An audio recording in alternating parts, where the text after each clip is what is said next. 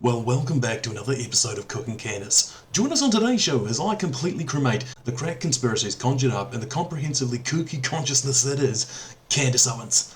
Let's begin. Candace does not seem to have any consideration for the damage that she is doing to Charlie's life and reputation and the organisation that he built. None of it seems to matter to Candace. So then after all this chaos and damage caused by Candace, Turning Point finally respond and come out with a statement. And tell you what, nobody is more excited at least at the start of this than Candace Owens. She's finally getting what she wants. It's happening. It's happening. Everybody stay calm. Turning Point has moved to formally respond to all the things that we have said. And after a very long diatribe in which they wildly misrepresent the public and global investigation. Now, to save this video being 2 hours long, basically Turning Point USA created a video saying Candace Owens has made all these statements and they're all lies, they're all fictional, and this is what is the truth. Candace then responded to this and basically just said, no. That was realistically about what it is. I actually never said that she helped plan the event. Definitely never said Turning Point lied because you never responded. Because you guys told lies about, verifiable lies about why that took place. Sorry, that was a dream that I had. But there are a couple of bits in here that I'd like to focus in on. Now, one of Candace's big claims here is that a bunch of the higher up managers at Turning Point USA are just a bunch of greedy fraudsters. Now, what's interesting about this is the guy from Turning Point points out that they were audited every year. Charlie did this. He went through. He saw all the expenses. Everything was on the up and up and on the books by Charlie. Hey, if you like this kind of content, please consider dropping a like and a follow. It really means a lot to the channel. Thank you. She has made claims of financial impropriety and fraud at Turning Point, adding up into the millions of dollars, which, again, is not true.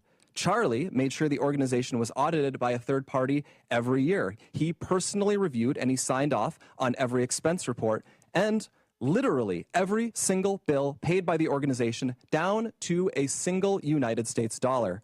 Now here's where Candace shifts the goalpost, because now all of a sudden, instead of saying, oh no, they were a big bunch of fraudsters, she's like, oh well, I didn't actually say that they were doing anything illegal, it was just immoral. Okay, so immorality, like financial impropriety, does not necessarily mean that you committed true financial fraud. And then makes it very vague what they were actually doing, and once again doesn't provide any evidence for her claims.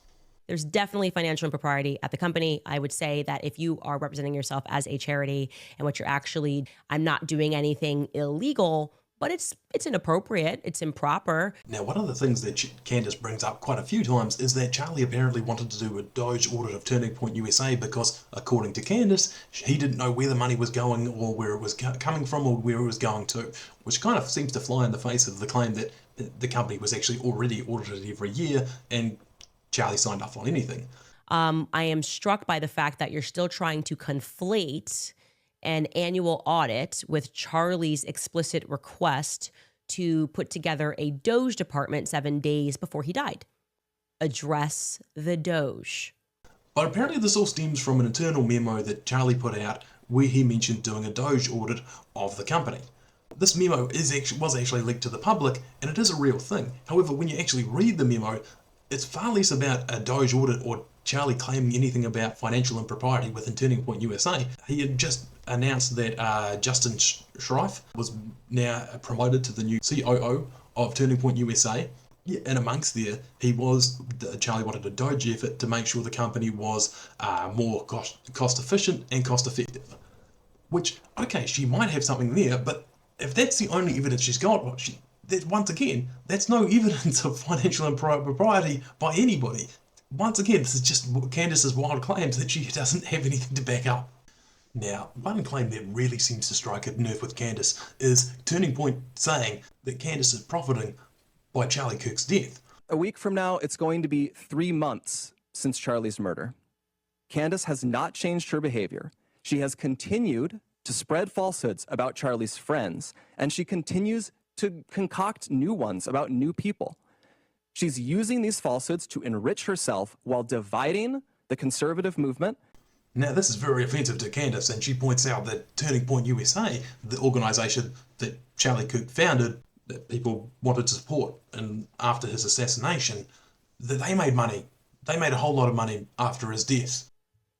These, excuse me here, but like, I'm trying not to swear, okay? This company, these amazing lads over here have the audacity to accuse me of enriching myself when they were out there selling t-shirts. Were they giving those t-shirts away for free at the Staples Centers? No, they were selling kit to the tune of $80 million plus that they made in the first 3 weeks, okay? They made their entire budget for the year in the first couple of weeks following Charlie's assassination.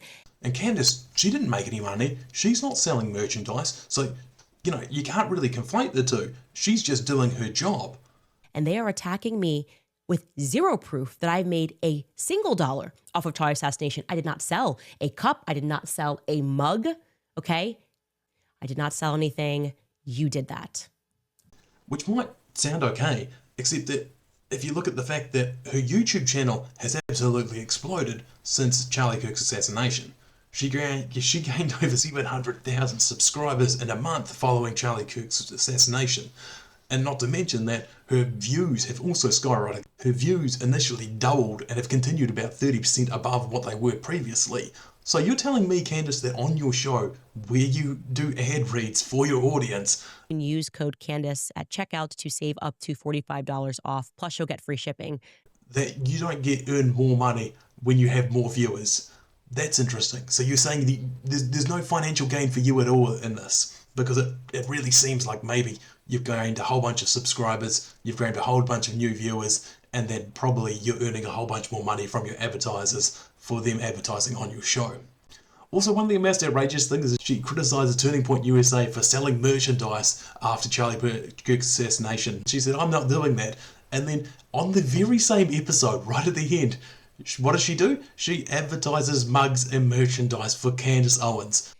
Also, we have some new merch. If you'd like to support the show and support actual, true, independent journalism, please do so. You can buy yourself a mug, buy yourself a hat, buy yourself a t-shirt. Not an organisation, not Turning Point USA, for Candace Owens personally to enrich herself personally. So yes, this is an absolutely easily disproved claim by Candace Owens that she's not profiteering from her friend's assassination. She's absolutely making more money because of Charlie Kirk's death and from talking about it. Now, Turning Point closed out their statement by saying that they were going to be holding a live stream very soon, and that they were going to go through all of Candace's claims, debunk everything, and go through why Candace was wrong about all these things she was claiming about Turning Point USA. Candace has mentioned several times that the ball is in our court. So here's what is going to happen.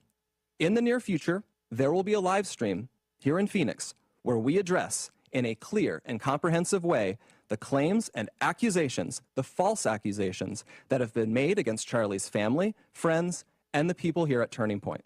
They also extended the invitation that Candace, if she wanted to, was welcome to attend as well and ask questions in person. If Candace is available, we would sincerely welcome her participation in that live stream at our studio here in Phoenix.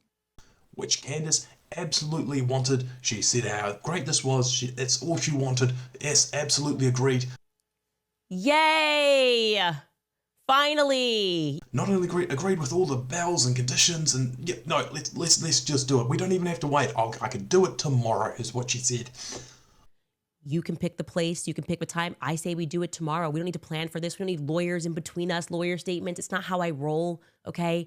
I don't care about any of that. I want it to be authentic. Like I said, you can take the money. We can raise money live for this conversation. That is how badly the world is demanding it. So I accept it with whistles and bells, everything.